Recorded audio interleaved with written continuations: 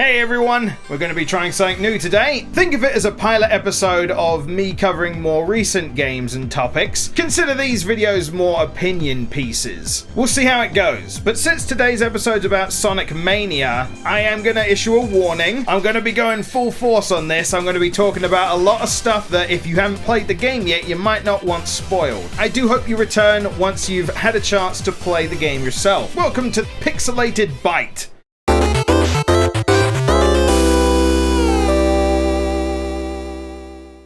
To say I was excited for Sonic Mania would be the understatement of the century. I grew up playing these titles, following Sonic through a history of ups and downs. Then Sega announced a follow-up to the original titles, a new game to feature the classic style and gameplay. It all felt too good to be true, but it's here. I actually had high hopes for Mania right from the get-go, considering Christian Whitehead's name was mentioned almost right away, alongside Headcanon and Pagoda West Games? I'm actually not sure about that last one.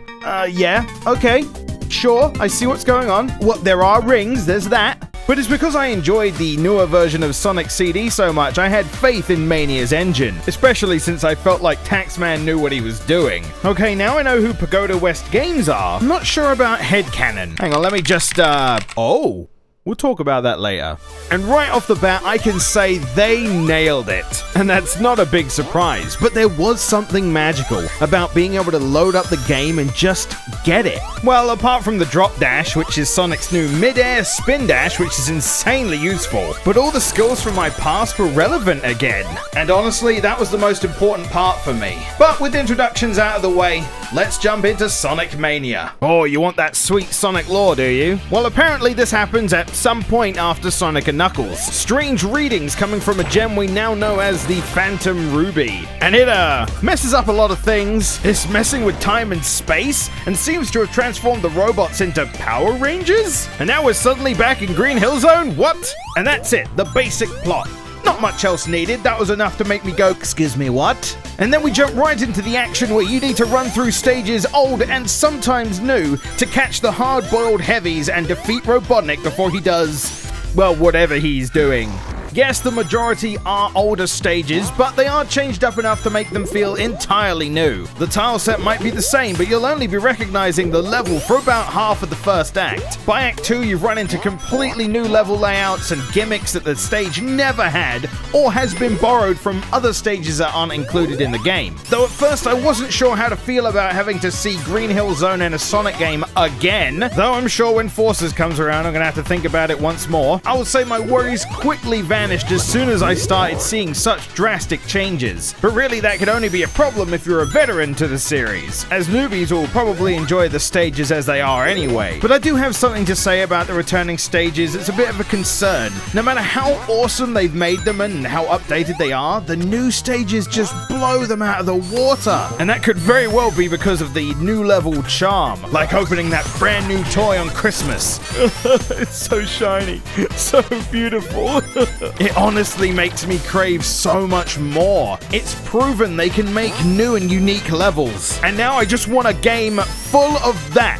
Bring on Mania 2! Now, similar to my last Sonic video, I want to go over my favorite stage and my least favorite stage. We don't have to go very far though, because my favorite stage is probably Studiopolis. It's such a nice package of intense artwork, amazing music, and really cool levels, as well as some of my favorite references, but I'll get to that later. Side note, can we just take a moment to appreciate the wonderful music by T-Lopes? Because he has worked some otherworldly magic covering and remixing old tracks and got my ears craving more with the new tracks. Ah, he came over with Pagoda West Games, eh? Well, that solidifies the deal. Yeah, you take your seat right there. You're never leaving, by the way, because I damn well need all of that music in any Sonic game from here on out. I just loved the level's theming, but that could have something to do with my general interest in video creation and the fact that I like the idea that they're shooting a movie. Honorable mention goes to Press Garden Act 2 because, oh, I love the aesthetics. I just think Act 1 holds it back, though. Oh, they added oil ocean. Oh god. And before you go typing in the comments, man, was I the only one who enjoyed Oil Ocean in Sonic 2? Yes. You were. No one else did. Oh, sorry. I felt like I might have been projecting a bit. No, I know plenty of people that loved Oil Ocean. I just wasn't one of them. That being said, though, what they've presented in Mania is passable. The level not being a complete clunky mess, and they added some neat features as well. Being able to set the oil ablaze with a fire shield is one of them. Oh, hey, what's this gimmick? Sandopolis gimmicks? No. You've combined two of my least favorite stages together? What did I do to deserve this? Was it because I called the half pipe bad? That's it, isn't it? This is my punishment. All in all, though, I have to say I'm really impressed with the level design in general. Like, these levels are insanely expansive, keeping the trend of the classic games, giving you multiple paths of varied difficulties and rewards. Usually rewarding people for keeping on the top path with much faster routes, but rewarding players with special stages and power-ups for people who like to explore. And I feel the levels offer a difficulty that is rather accessible to a newer audience as well. I could see an argument for some of the later stages being a little gimmick heavy, but nothing bad enough that detracts from the overall enjoyment of the game. Now, Mania follows the Sonic 3 trend of having a boss at the end of each act, what you'd consider a mini-boss and an end-of-level boss. Similar to the levels, I want to talk about my favorite and least favorite ones. Honestly, picking favorites is quite hard because there are some I like because of references made and then some I like mechanically. It really boils down to two though. Get it? Ha! Hard-boiled heavies. Boils. Okay, never mind. Heavy Shinobi is a huge Shinobi reference, as well as just a nice challenging boss overall. And during the whole fight, you're hearing various Shinobi-related sound effects and I love it. And I actually really liked Heavy Gunner's fight, where it's just a constant running section where you need to dodge red missiles and hit the blue ones back at the enemies. Though the idea is simple, I feel like it worked really well for this boss. Now, when it comes to ones I disliked, I was gonna mention the Metal Sonic fight, purely because the best way to fight this boss isn't really conveyed very well, but once you figure it out, it's fairly simple, so it doesn't take that spot anymore. But surprise, surprise, Oil Ocean's boss does! Some people may sum it up to difficulty. I just sum it up as there's a lot going on. Sometimes not everything works as intended and I die and it doesn't feel like my fault. I don't know, personal experiences may differ here. Now, what I think is the problem with some bosses is the fact that there's a bit of an exclusive club, as it were, for how the bosses are designed. Take the end of level boss for Mirage Saloon, for example. It's a lovely throwback to forgotten characters, ones that old-time fans of the Sonic series may recognize, but newer fans of the more current generation may not. Because if you take away the wow factor of it being a reference to a previous game, for an end-of-level boss, it's just kinda average. Another example would be the end of Chemical Plant Zone. For old Sonic fans referencing Mean Bean Machine, it was a jaw-dropping moment for me. And given the context of the level, it fit really well and it was perfectly executed. But for people that aren't familiar with Puyo Puyo or don't like puzzle games, it's gonna be a complete genre shift. And I could totally understand why that would throw people off. A majority of the bosses are okay at best. They're not great. There are some that stand out though. And those are the bosses that are willing to try new things without going too far. Later bosses also get a little bit more difficult, which I appreciate. And overall, I feel like the difficulty curve is quite fair. Since we're talking about bosses, the game does have a true final boss, which I'll avoid spoiling, which of course does mean collecting all the emeralds, which is rather interesting this time. Do you want Blue Spheres, Sonic R, and Knuckles' chaotic special stages mixed together?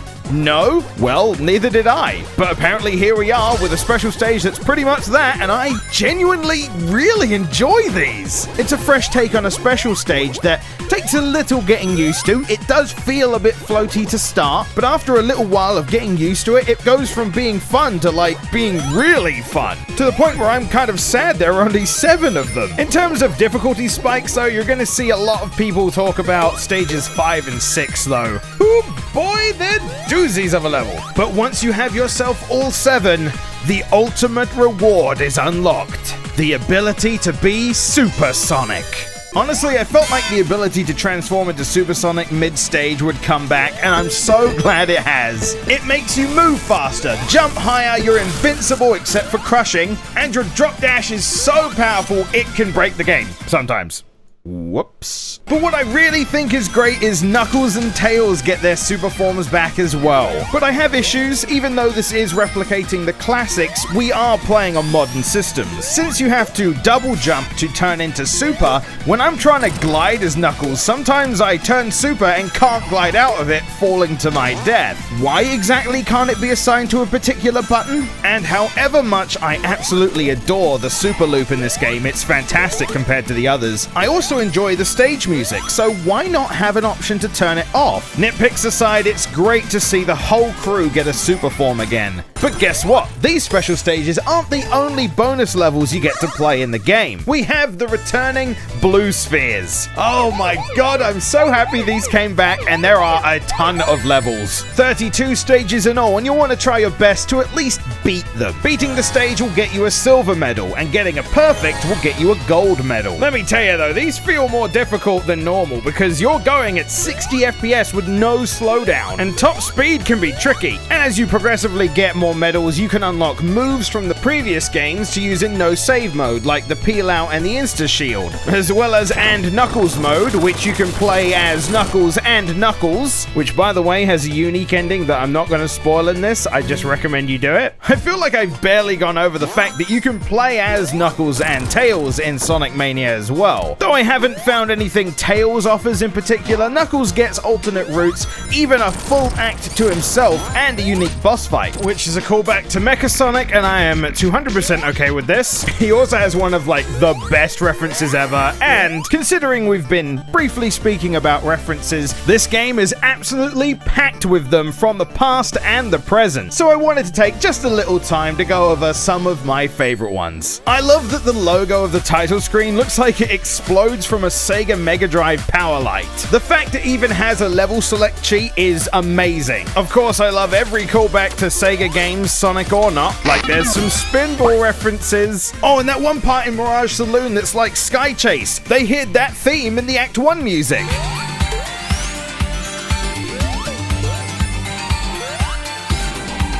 I love that if you pay attention, there is foreshadowing to future stages. Hey, wait a minute, I recognize this. You steal my emeralds! And probably the most spoken about, the droning noise of the 25th anniversary live stream.